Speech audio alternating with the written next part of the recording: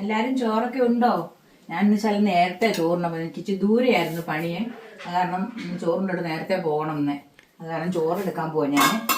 ഞങ്ങൾക്ക് ഇന്ന് ചോറ് രാവിലെ അങ്ങ് വെച്ചിട്ടൊക്കെ പോയതുകൊണ്ട് ഞാൻ ചോറ് എടുക്കുവാണ്. പിന്നെ ഇന്ന് ഞങ്ങൾക്ക് കറി നമ്മുടെ കപ്പളങ്ങ എരിശ്ശേരി വെച്ചതാണ്. കണ്ടോ, കപ്പളങ്ങ എരിശ്ശേരി അതാണ് ഇന്നത്തെ ഒരു കറി. ചാറ് കറി അതാണ്, കപ്പളങ്ങ എരിശ്ശേരി വെച്ചത്. നമ്മൾ തേങ്ങയൊക്കെ വറുത്തിട്ട് വെച്ചതാണ്. പിന്നെ പാവയ്ക്ക മെഴുക്ക് വരട്ടി വെച്ചത്. കണ്ടോ, പാവയ്ക്ക മെഴുക്ക് വരട്ടി.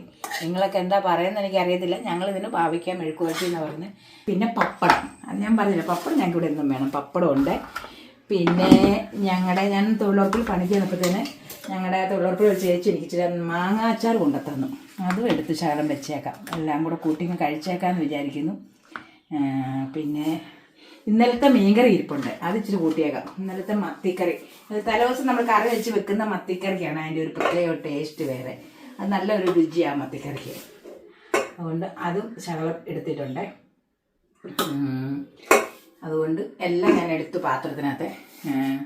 എല്ലാവർക്കും ഞാൻ ചോറ് എടുത്തിട്ടുണ്ട്. ഉച്ച സമയമല്ല, എല്ലാവരും വാ, നമുക്ക് ചോറുണ്ണാവേ. എല്ലാവരും വരണേ. ചോറുണ്ടിട്ട് വേണം, എനിക്ക് 2 മണിക്ക് മുന്നും പണിക്ക് പോകേണ്ടതാണ്. അതുകൊണ്ട് എല്ലാവരും വായോ, ചോറുണ്ണാവേ.